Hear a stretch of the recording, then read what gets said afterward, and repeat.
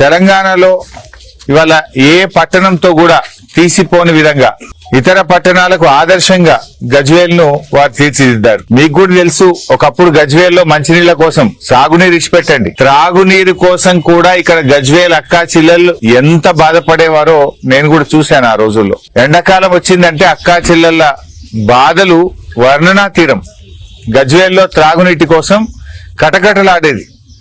ట్యాంకర్లు, ఆటోలలో, రిక్షాలలో, డ్రమ్ములలో నీళ్లు తెచ్చుకునే పరిస్థితి గజ్వేల్ నియోజకవర్గ గ్రామాల్లో చూశాం, గజ్వేల్ పట్టణంలో చూశాం. కానీ కేసీఆర్ గారు ఈరోజు మిషన్ భగీరథను తెచ్చి మొట్టమొదలు గజ్వేల్ అక్కా చెల్లెళ్ళ దహార్తిని తెచ్చిండు. ఏ అక్కా చెల్లె బిందె పట్టుకొని రోడ్డు మీదకి రాకుండా గజ్వేల్లో త్రాగునీరు అందించింది కేసీఆర్ గారు.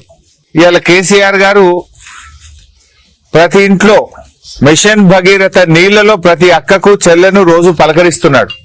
ప్రతిరోజు ఉదయాన్నే మిషన్ భగీరథ నీళ్లతోని కేసీఆర్ గారు ప్రతి ఇంట్లోని అక్కను చెల్లెను పలకరిస్తున్నాడు. ఆయన నిజంగా చెప్పాలంటే కేసీఆర్ గారు ఉన్నప్పుడు వచ్చిన నీళ్లు ఇవాళ వస్తలేవు. మిషన్ భగీరథ కూడా కోత పెట్టింది కాంగ్రెస్ గవర్నమెంట్ వచ్చినాక.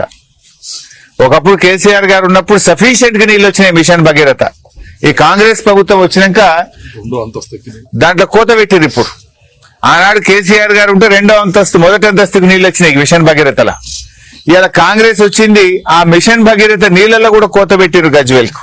ఒకప్పుడు గజ్వేల్ రైతులు సాగునీరు లేక, కరెంటు లేక, ఉన్న భూమికి ధర లేక ఆత్మవిశ్వాసం కోల్పోయి ఆత్మహత్యలు చేసుకున్న ప్రాంతంగా ఉండేది గజ్వేల్.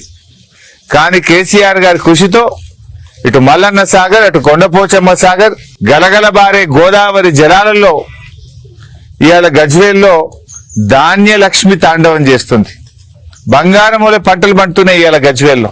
భూముల ధరలు 4-5 లక్షలు లేని భూములు ఇవాళ 2 కోట్లు, 3 కోట్లు, ₹1 కోటి పెరిగింది కేసీఆర్ గారి హయాంలో.